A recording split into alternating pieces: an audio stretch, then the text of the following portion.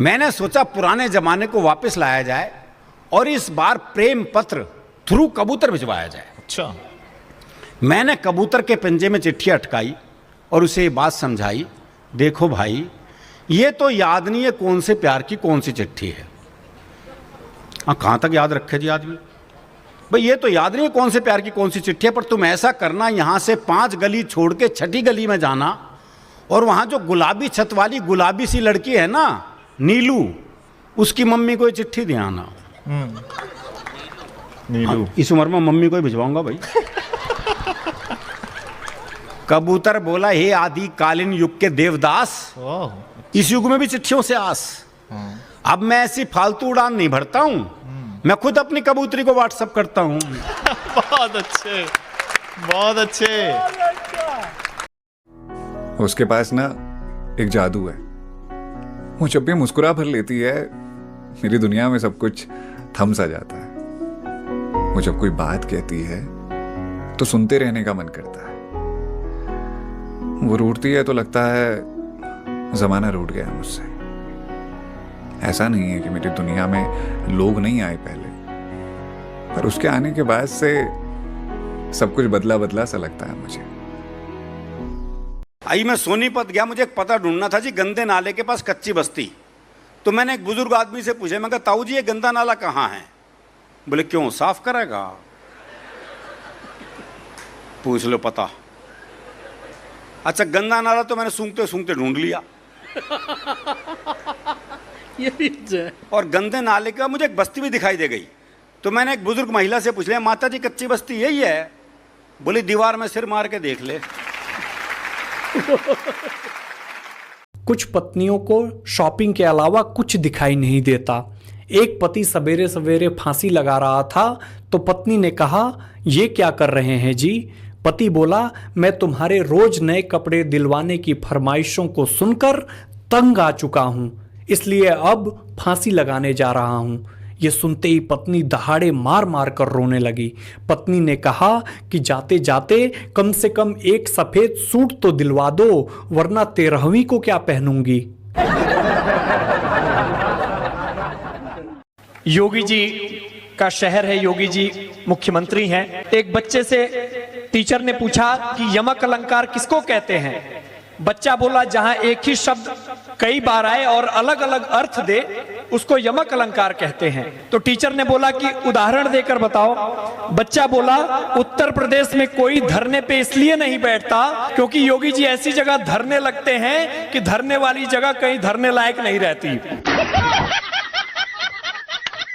कि आप बुद्धिमान दोस्त के साथ बुद्धिमान नहीं बन सकते, आप गायक दोस्त के साथ गायक नहीं बन सकते, आप संगीतकार दोस्त के साथ संगीतकार नहीं बन सकते, लेकिन यदि आपका दोस्त बेवड़ा है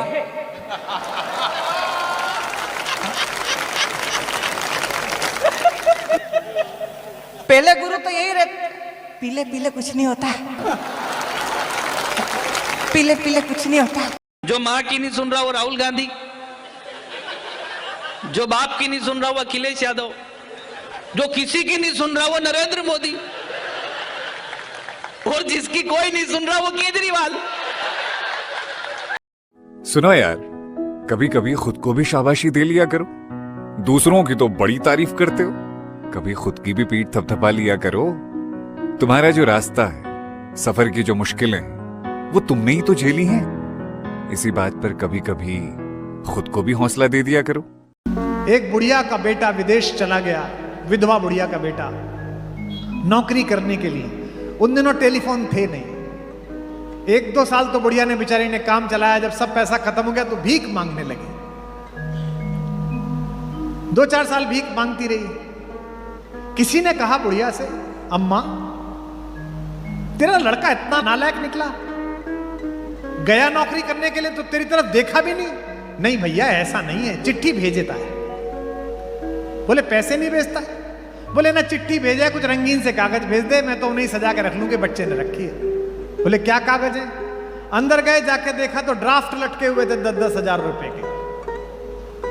भीख मांग रही थी, लेकिन ड्राफ्ट होता है ये पता ही नहीं था कि इसी से धन निकलता है। इस देश के सनातनियों, तुम्हारे घर में करोड़ों के ड्राफ्ट रखे हुए हैं धर्म ग्रंथों के रूप में, और तुम भीख मांग रहे हो। लड़की का बाप लड़की के लिए लड़का देखने निकलता है। बात बारी के जरा आनंद लेके सुनना और बारी की भी। वो लड़की का बाप लड़का देखने निकलता है लड़की के लिए, और दिमाग में ये धारणा बना के निकलता है कि लड़का खाते पीते घर का हो, यानी कि संभ्रांत परिवार का हो, बड़ा थोड़ा बहुत वैसे वैसे वाला हो। वो लड़की का बाप लड़का देखने निकलता है ये सोच के कि लड़का जो है वो खाते पीते घर का हो।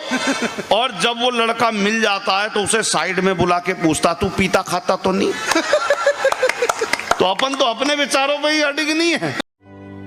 मैंने हमेशा से चाहा है कि तुम बस सामने बैठे मुझे दिखते रहो, गुस्सा करो, नाराज रहो या मुस्कुराते रहो, पर नजरों से दूर ना रहो। मुझे तुम्हारी आदत है, तुम्हारे होने की आदत है, तुम्हारे हंसने रोने चिल्लाने की आदत है। मुझे क्या, मेरे पूरे संसार को तुम्हारी आदत है। अब तुम ही कहो, तुम्हारा जाना मैं कैसे बर्दाश्त कर सकता हूं? मोदी जी जब कहीं बोलते हैं गुजराती होने के बाद हिंदी में तो बहुत अच्छा लगता है। अच्छा, उन्होंने बताया हिंदी सीखी कैसे? उन्होंने बताया मैं चाय बेचते बेचते हिंदी सीख गया। आपने पढ़ा होगा, सुना होगा, मैं चाय बेचते बेचते हिंदी सीख गया। भाई इसमें क्या खास बात है? आधा पंजाब दारू पी पी के अंग्रेजी सीख गया। भाई को खास बात है तो बताओ ना। अब वो 2014 में जब पहली बार भारतीय जनता पार्टी की सरकार बनी तो कार्यकर्ताओं ने नमो टी स्टॉल करके फ्री में लोगों को चाय पिलाई। आइए चाय पीजिए, मोदी जी कभी चाय बेचा करते थे, आइए उनके सम्मान में चाय पीजिए। तो एक शराबी पड़ा हुआ था परले किनारे पे, वो बोला ये मोदी जी अगर 7-8 दिन किसी शराब के ठेके पे भी काम कर लेते तो इनका क्या बिगड़ जाना था। देखिए, हर आदमी अपने अपने फायदे की सोचता है।